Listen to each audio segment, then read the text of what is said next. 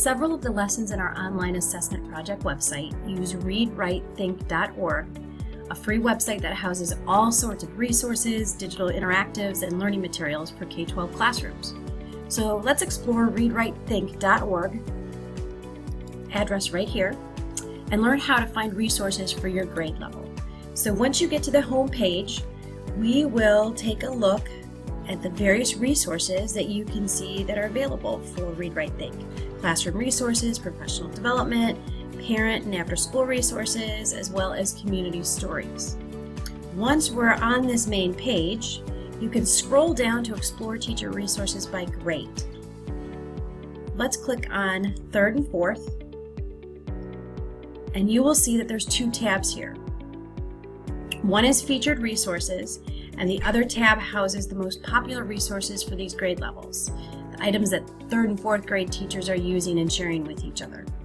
When you click on the tab, you can scroll down to see the lesson plans, student interactives, professional development, and community stories. If I go back to the featured tab up here, you'll actually see one of the student interactives that is used in a 3rd grade lesson on our project website. But let's dig a little deeper with our search, and I'll show you how you can explore specific to your grade level, your content area, and your topic. Over here, you will see the filter tools here on the left. You can see options for refining your search. So let's see if we can find one of the student interactives used in one of our 4th grade lessons.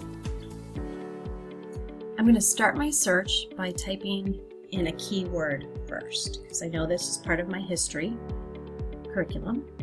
I am going to search within these resources, which means it's going to search just within the grade 3-4 resources that I'm sitting in right now. So if I click go, you'll see I've got 79 results that come up, and this is a mix of lessons and apps and lesson plans and student interactives.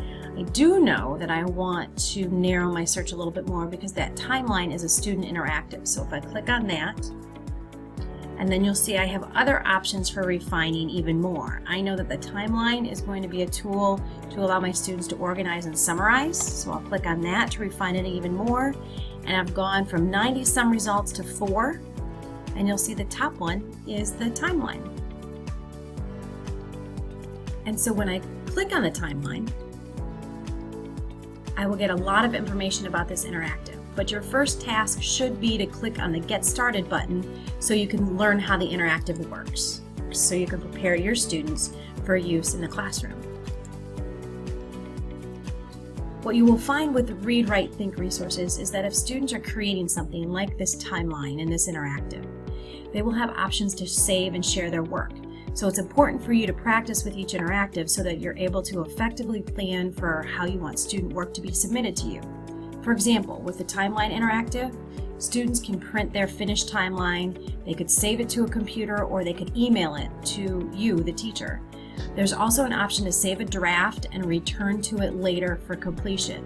Let's get back to this main resource page to look and see what other information we can find out about this timeline interactive.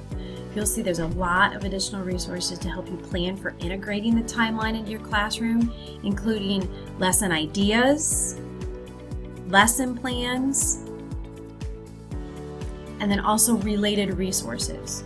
You can choose to use one of the Read-Write lesson plans, or you could create your own lesson plan using the interactive. Whatever you choose to do, you have a hands-on digital student interactive to help your students engage with classroom content.